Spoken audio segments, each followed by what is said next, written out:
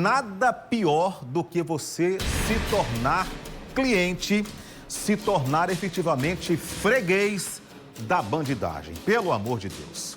Já imaginou você ser assaltado 10 vezes só este ano? Pois essa é a situação do dono de um posto de combustíveis no bairro de Jaguaribe, aqui em João Pessoa. Realidade bem difícil para esse empresário, hein? Deixa eu voltar agora com o Lucas Maceira. Lucas, como é que dá para um empresário que tem suas contas para pagar, salário dos funcionários, impostos, etc, etc, etc, e ainda ter aí que dar a parte da bandidagem? Lucas, 10 vezes apenas este ano?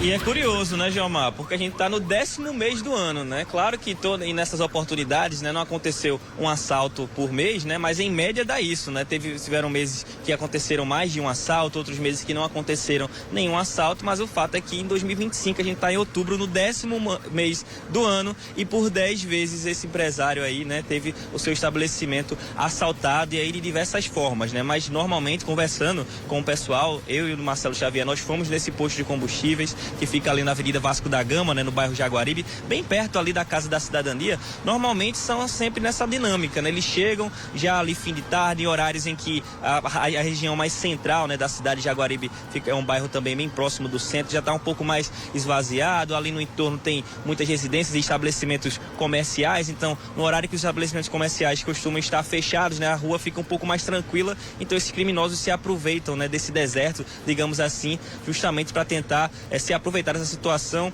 e roubar principalmente os frentistas, né, que ficam ali lidando com o dinheiro, né, com os pagamentos, enquanto fazem os abastecimentos, né. A gente conversou, inclusive, nós fomos nesse posto, conversamos com o gerente, né, ele informou que não poderia gravar entrevista, né, por uma questão de uma determinação, mas ele gentilmente passou as informações pra gente, disse que em todas essas ocasiões eles sempre prestaram o boletim de ocorrência, né, para gerar esse registro. Sempre que a gente descreve situações assim, a gente reforça, né, o pedido da polícia, que é para que as pessoas façam esse registro para gerar estatística e assim os policiais possam direcionar melhor onde fazer as rondas, em que ruas, em que horários, intensificar as ações policiais. Esse trabalho foi feito por essas pessoas, mas infelizmente nada tem gerado resultado, né? E realmente, conversando com eles, né, eles falam, né, que é muito difícil, porque praticamente tem que colocar ali na contabilidade, né, um assalto por mês praticamente, né, Gilmar? Então é um cenário muito difícil, né? Estão cansados de vivenciar essa situação, cobram também por um posicionamento,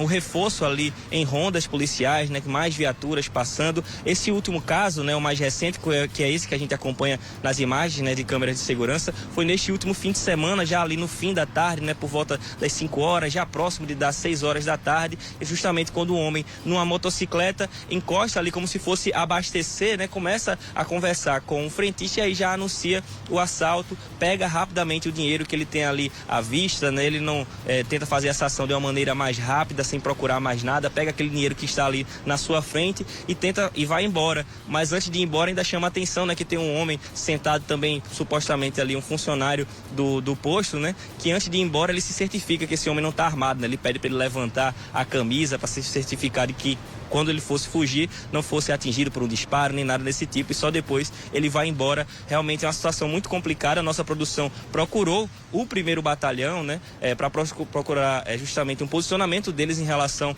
a isso, e eles disseram, né, que não receberam nenhuma ocorrência, né. A gente lembra que o 1º Batalhão está sob um novo comando e que esse caso mais recente, que aconteceu no sábado, apesar do pessoal do posto de combustível ter informado que prestaram sim o boletim de ocorrência, eles disseram que não chegou esse caso mais recente para eles, né? Mas hoje, segunda-feira, é dia de reunião, né, no Comando Geral, com todos os comandos, né, dos batalhões aqui da Grande João Pessoa. Então, talvez esse caso ainda não tenha sido debruçado, né, pela Polícia Militar, dentro do recorte de chegar a esse registro para que eles possam realmente intensificar as rondas e fazer com que as pessoas consigam trabalhar, né, o empresário consiga ganhar seu dinheiro, consiga gerar empregos, que o trabalhador também consiga exercer a sua função, levar o pão de cada dia para casa sem correr nenhum risco. As pessoas desse posto estão realmente muito cansadas, Gilmar.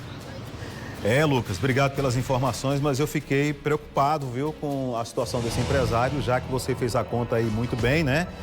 Foram 10 assaltos este ano. Nós estamos no mês de outubro, que é o 10º mês do ano. E continuando nessa pisada aí, né? Ainda falta novembro e dezembro para esses bandidos chegarem aí nesse posto de combustíveis. Mais um...